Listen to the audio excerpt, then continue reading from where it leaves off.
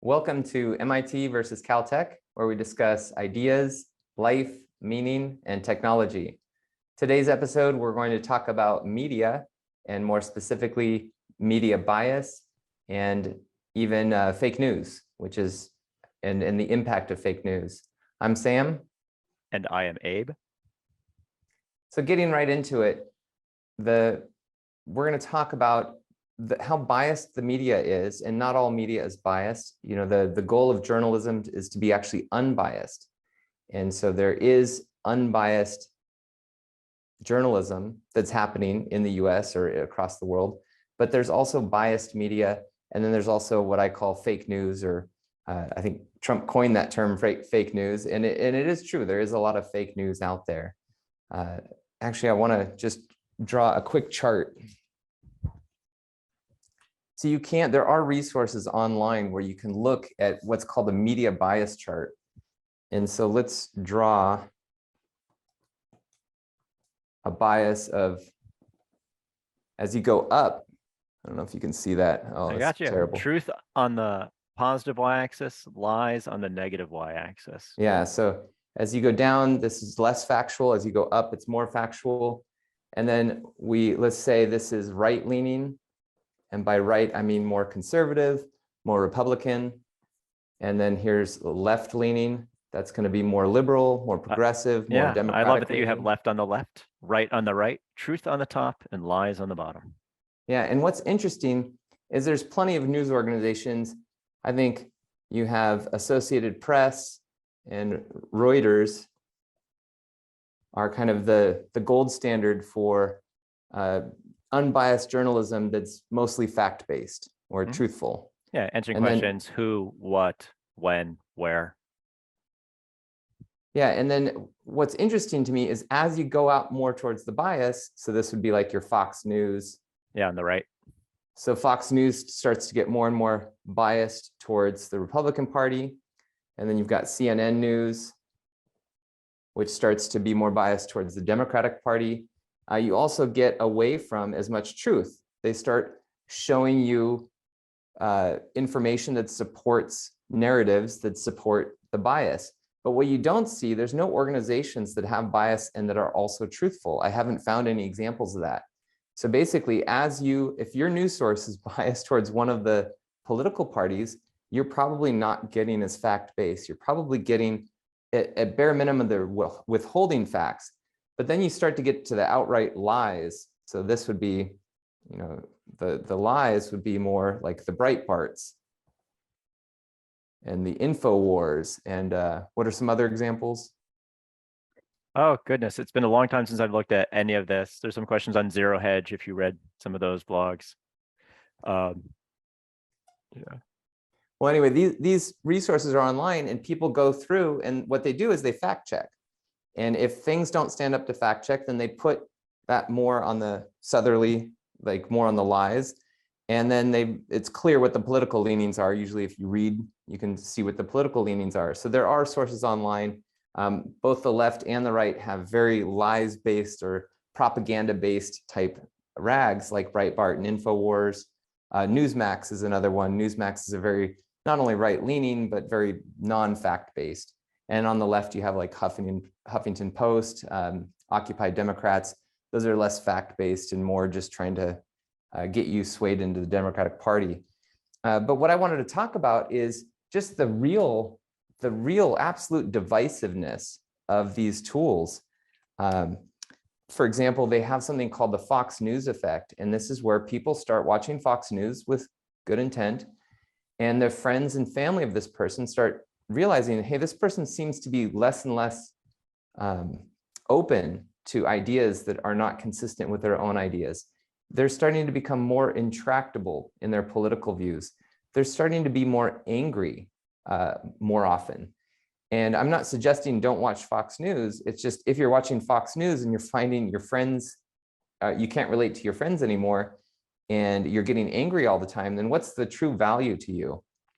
And unfortunately, that's also adding divisiveness, because as you watch these news organizations, you start to, you end up in this media echo chamber, as it's being referred to. So you start to be surrounded by people that kind of reflect your own ideology.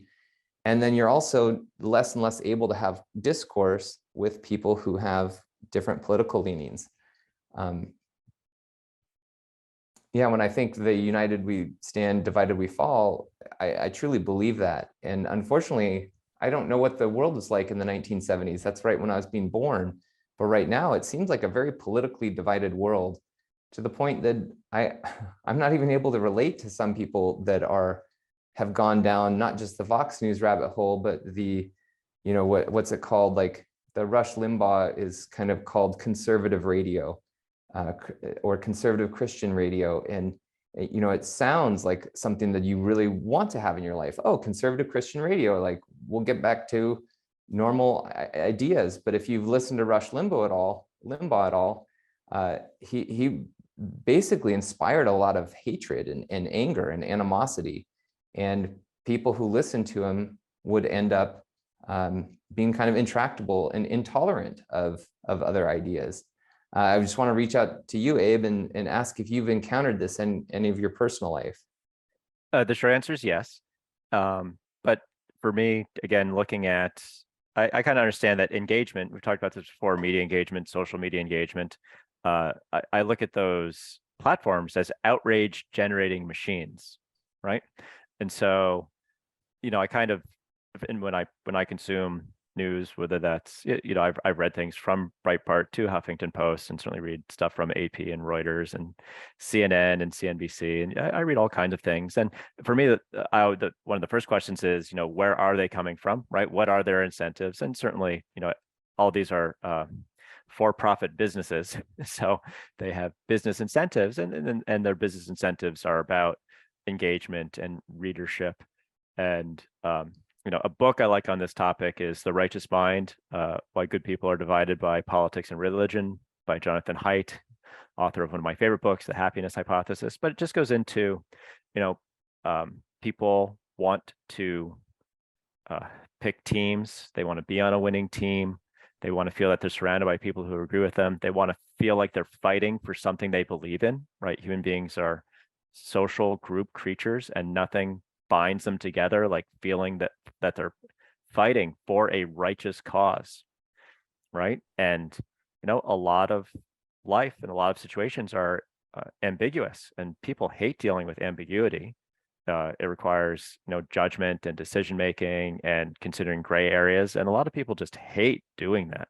So I think that it's easy for me to see why there are these news cycles. And again, it's easy for me to see, this has happened in my own family, where somebody's, let's say, very right-leaning, and a lot of the individual talking points, and again, the power of talking points is amazing, the way they resonate with people who, for example, aren't analytical, right? So they're not trying to put together a framework to understand policy effectiveness, right? They've just had some experiences, and this particular sentence so resonates with them. And I've definitely seen that. And when you push them on what it means, they again, they're just very talking point focused, and it kind of ends at the talking point. So yeah, I see it, and like you said, propaganda has existed forever.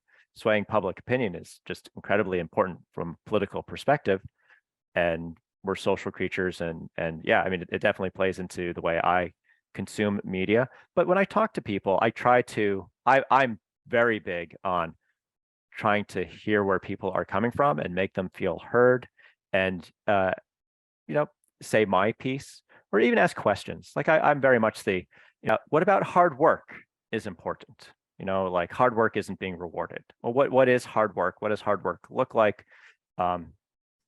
And asking people to think about it, and how does that relate to people who are born into poor circumstance, right? And then without opportunity, like just trying to shift people's perspective and get them to consider other perspectives. Yeah, I actually wanted to go back to one of the first things you said, which is incentive. And if you are thinking about making a news organization, making a fake news organization is going to be way more profitable and way easier. For example, you and I could come up with 10 conspiracies in the next hour. And in probably a week or two, we could write out pretty believable stories. You just got to some facts and make up some stuff that no one can refute. It's really hard to refute conspiracy theories. It costs a lot of money. We can make wild claims, and as long as it's not easy to refute, we can add these to our conspiracy theory. And then we could sell these 10 conspiracy theories to news organizations or publish them ourselves. And it turns out, fake news spreads 6 times faster on average than real news. And it's because real news is kind of bland, whereas fake news is more sensational and it's more exciting. And I think Churchill said, a lie gets halfway around the world before the truth has a chance to get its pants on. And so it's, you and I would be easy to create these conspiracy theories and almost no research. Whereas to do true journalism, think how expensive it is. Like just covering the war right now in Ukraine, when I look at the coverage that I think is reasonable, they are constantly saying, Reuters has been unable to verify this information. So they present you information and they say this is from a Ukrainian soldier, and this soldier said this, this, and this, and yet we were unable to verify this information. So I think that's true journalism. Well, that's expensive to do. You've got to get someone over to Ukraine who's willing to go into Ukraine and talk to an actual soldier, and then they have to put together a story of some sort. That's very expensive versus just making some stuff up from the luxury of our couch. So I think true journalism is much less profitable because less people are reading it, less people are spreading it, and it's way more expensive to produce fact-based, unbiased journalism. It's just a lot harder of an endeavor. And so one thing I've heard, because I often say when I think about this, I think I don't know what the solution is. Before I go on and tell you the solution I've heard, I want to ask, do you have anything in mind as a solution to this problem?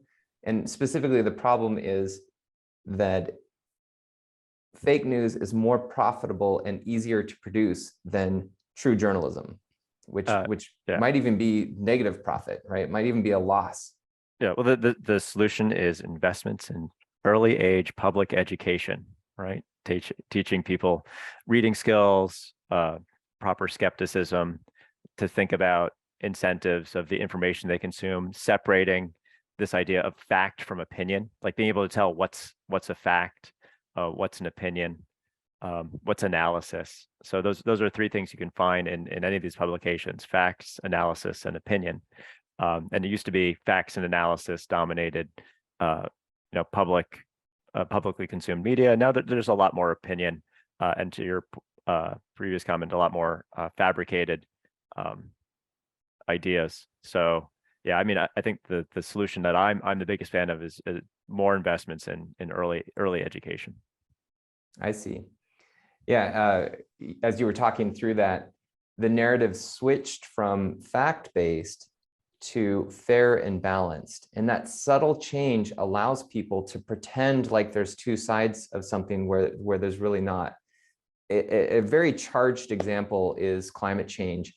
And just so you know, in the scientific community, people who spend the majority of their time studying climate change, so I'm not talking any scientist, I'm specifically talking people who've studied climate change, 99 out of 100 of them agree on 2 facts. One, that the entire Earth as a whole is warming, that's a conclusive fact, and that we're talking 99 out of 100. And 2, that the majority of that warming is due to human activity. What I find interesting is that more than 50% of the American population believes that there's still significant scientific debate about this topic. And so if you're a news organization, you can put on a climate change denier and a climate change, a person who is suggesting they've studied climate change and they're saying it's real. And you can say, hey, we're a fair and balanced. We're giving you a fair and balanced approach because we want to make sure that everyone has a voice. And so they pretend like there's this real debate. But to me, that's the same as the tobacco industry. Basically, we have the same consensus. 99 out of 100 scientists who study the effects of tobacco on the human body agree that it is detrimental to human health, including problems with your lungs, having lung cancer, problems with your heart, etc. But there is that 1 scientific dissenter, probably paid for by the tobacco industry. But the fair and balanced approach would be like, oh, well, people think that smoking might be bad for you, but there's these other people that think that it's not. And they couch that under this pretext of a fair and balanced approach. But the subtlety there is like, that's not really important. Is fairness important? Should someone who's saying, hey, climate change isn't real and humans aren't causing climate change, should they get the same platform as someone who is like, hey, 99 out of 100 scientists who study this, that's a scientific consensus, agree that not only is climate change happening, but the majority of the climate change we're seeing is due to these human activities, such as emission of greenhouse gases. So again, that's a charged example, I realize, but to me, it's just shocking that it is a charged example. It's just as shocking as if someone was still claiming, hey, smoking is great for you. And there probably are benefits to smoking, but they're more than outweighed by the harm. And so I just feel like it's shocking to me that your average American is a climate change denier, or they think that there's still significant debate happening.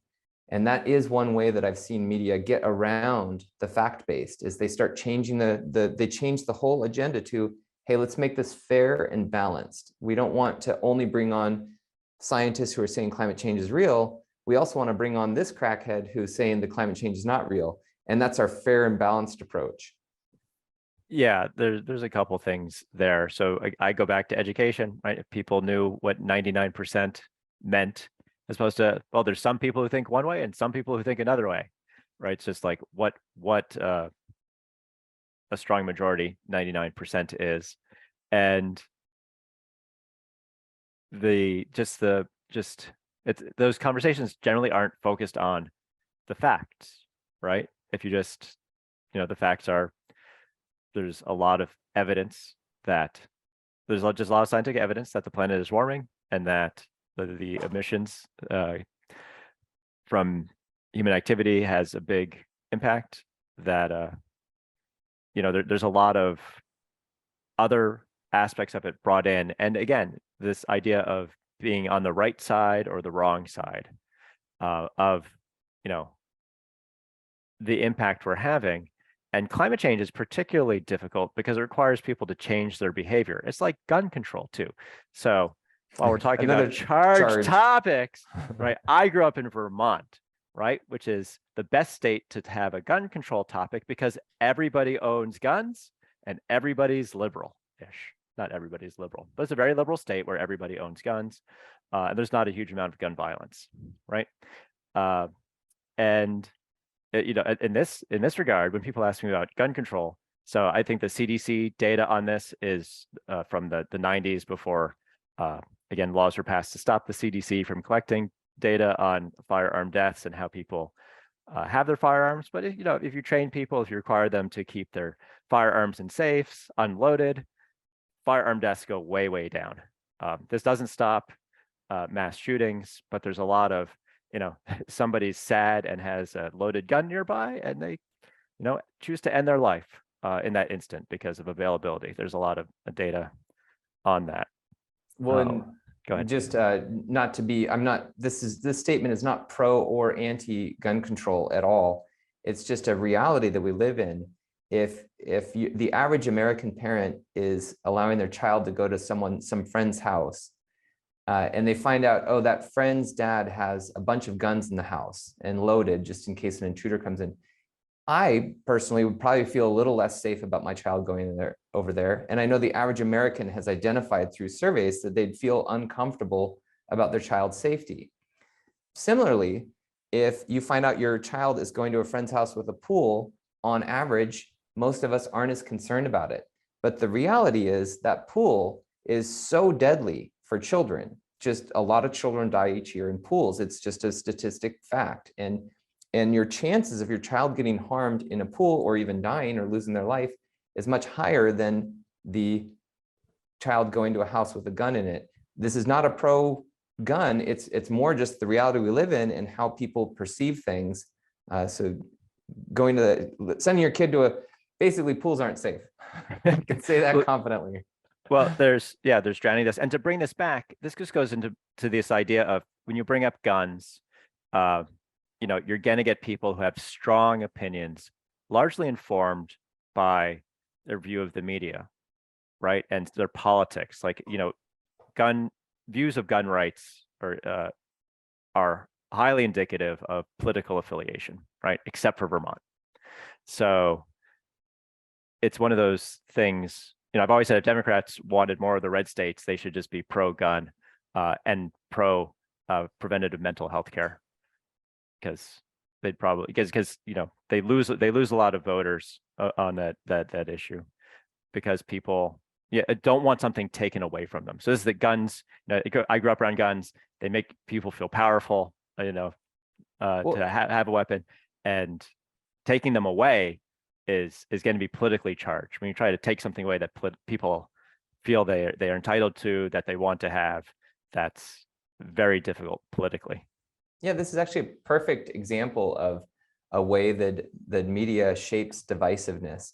I think it was about 8 years ago, we found out that there was Russian agents who had a multi-million-dollar budget, so not a huge budget, but not a small budget. And one of the things that we found that they were doing was creating Facebook accounts. And they were even sending some of the Russians to the US to integrate into American society. And so we have the vast majority of these fake accounts that were created by Russians, and we have all their posts. And what Facebook did was wonderful. They just published online all of these posts. And so I went in and read them because I was curious, what are these Russian agents doing? And their main goal was to sow discord. So another way to say that is create division amongst Americans, send people more to the right or to the left. And one of the posts that I saw, it was very subtle. It was just a post, and it was right after a tragic mass shooting, which is a very charged thing. Anytime a mass shooting happens, it has a big effect on us, collectively and individually. And it was like right at that moment that one of these Russian actors posted something about, hey, Second Amendment rights, which is basically saying don't control guns. Like we have the right to guns. And the timing of that post and the location of that post, it was like a comment on something about the mass shooting. So they're intentionally trying to create that charged dichotomy between, oh my God, these mass shootings are so awful for us as a society. What should we do? And someone else immediately inserting, hey, don't take away our guns. And it's like, it's a really charged, divisive topic. And so then you start to get other people commenting. So these Russian agents were very effective at sowing division in American citizens by just doing these subtle little posts on charged topics, and timing and location was everything, and subtle. It's, for the most part, they went undetected for years because they were more on the subtle side. But luckily they got found out, and luckily Facebook was able to publish it. I think that's just the tip of a very massive iceberg of different influencers trying to create division. Because anytime you're trying to change a government, for example, you want to divide. You want to create discontent with the status quo. You want to create discontent with the current people in power. And to do that is, you sow division. Yeah. And I mean, I think you're right. I think that it's important to think about. I think it's important to vote. So I've never missed an election. That's the way that we affect change. I think it's important not to engage in these debates. I think it's important on social media to recognize that there are nefarious actors. I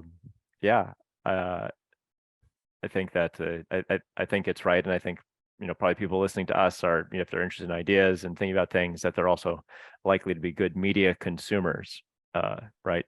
So I'm not sure how you think about that. Yeah. I wanted to kind of end on a fun note, which is, what are possible solutions? And clearly what Facebook did. Sorry, I want to reverse and actually respond to what you had just said. Can you summarize what you just said first, and then I'll get into the. Oh, in these conversations, those things leave my mind pretty quickly. So we were just talking about, divisiveness and incentives and media consumption, and being deliberate. And just how that a lot of people who are probably listening to us, if they're interested in these ideas, are already good media consumers. I see. Yeah, who knows? You know, they're such charged topics that I'm guessing people tune out as soon as they hear something that they perceive as, hey, these guys are pro-guns or these guys are pro-gun control. If they perceive that, they might just leave based on their stance on that particular topic, even though you and I have not expressed, you know, on either side of that. Just if there's a perception we have, they might tune out. But then that means the people who stay tuned in are a little more discerning and open to like, well, where are these guys going with this?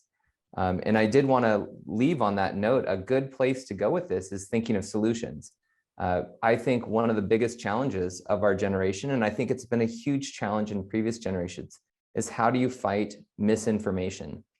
And one of the coolest solutions I heard was in Life 3.0 by Max Tegmark. And that's a book on artificial intelligence and how it might affect future generations. So unless humans totally collapse or we lose all our technology, artificial intelligence is just going to continue to be a more and more, I don't want to use the word invasive, a bigger and bigger part of our lives, right? Like that's happening. We're living through that.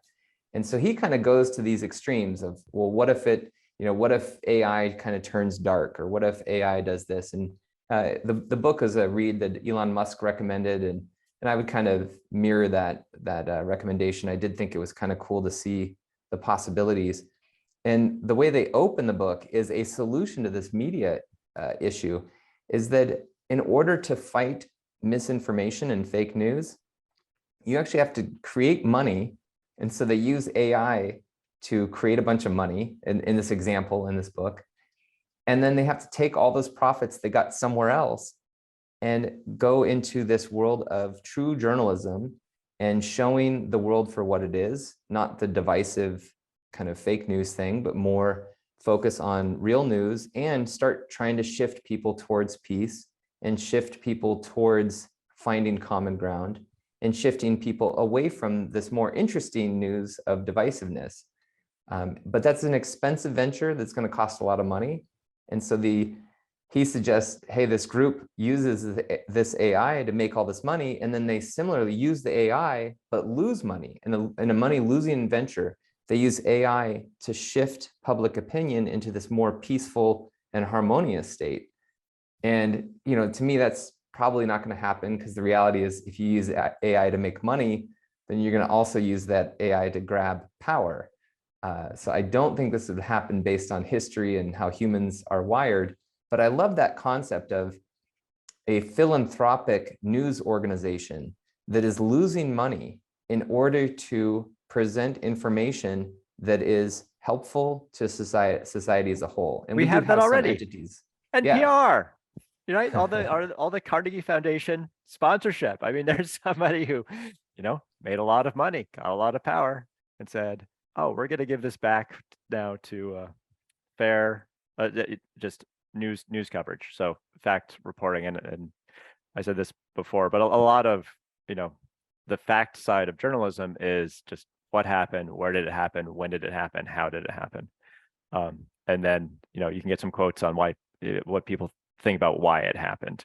But again, once you get to whys, those are often opinions. Yeah, I'm a huge fan of education for solving problems, because there's just a lot of tools. I mean, once you do, analysis of a situation, you look into different sides, you realize that there are competing incentives. It just makes your consumption of information, I think, better from a decision point of view, better from considering, again, short-term, long-term trade-offs in things. But this has been fun. We touched on a hot topics. It was a charged topic, and so not that I want to avoid charged. No. I think it's good to, yeah.